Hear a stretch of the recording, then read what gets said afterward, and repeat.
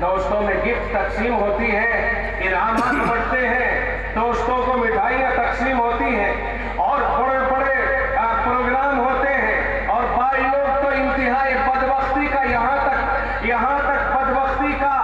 گویا مظاہرہ کرتے ہیں کہ ناچ گانے کی محفلیں لگاتے ہیں، کئی دن تک ریڈیو بلند آواز سے ان کے گھر پہ بجتی رہتی ہے۔ کیا ہوا کہ لڑکا پیدا ہوا ہے؟ کیا لڑکا اور لڑکی یہ دونوں اللہ نہیں دیتا ہے؟ اگر اس خدا نے لڑکا دیا تو آپ نے خوشیاں منائی، اگر اس خدا نے لڑکی دی ہے تو آپ نے خوشیاں نہیں منائی، بلکہ آپ ناراض ہو گئے خدا کے اوپر کہ میرے گھر پہ لڑکی کیوں پیدا ہوئی، اور بلکہ یہاں تک ہو رہا ہے کہ الٹرا ساؤنڈ کرا کے اگر ڈاکٹر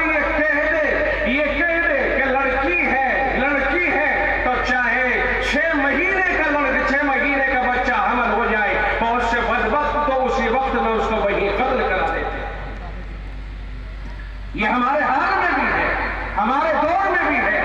تو اس کے لیے آقا رحمت صلی اللہ علیہ وسلم رحمت کیسے ہے کہ جس بچی کو دنیا میں جینے کا حق نہیں تھا،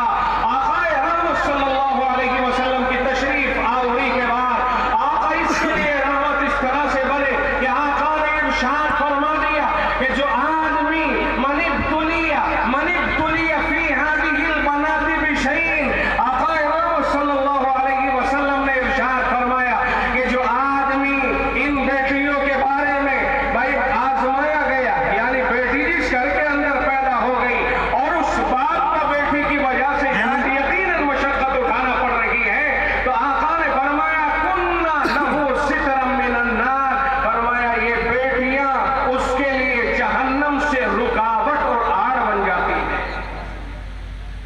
بیٹیاں اگر گھر کسی کے پیدا ہوتی ہیں، میرے جو جوانوں، بیٹیوں کا باپ اس بات سے خوش ہو جائے، آقا بیٹیوں کے لیے رحمت ہے۔ فرمایا آقا نے کہ بیٹیاں جس گھر میں پیدا ہوتی ہیں، آقا نے فرمایا کہ وہ بیٹیاں اس باپ کے لیے جہنم سے رکاوٹ اور آڑ بن جاتی ہے، یعنی وہ باپ جہنم میں نہیں جائے گا جس باپ نے اپنی بیٹیوں کی پرورش کی ہے اچھی طرح سے اور ان کا اچھا رشتہ کر دیا ہے، اس باپ کے لیے اللہ کے نبی علیہ السلام نے دنیا ہی کے اندر خوشخبری عطا فرمائی۔ بیٹیوں کے لیے آقا رحمت ہے۔ آپ نے یہاں تک ارشاد فرما دیا کہ جس کے گھر پہ 3 بیٹیاں ہو، جس کے گھر میں 3 بیٹیاں ہو، ارشاد فرمایا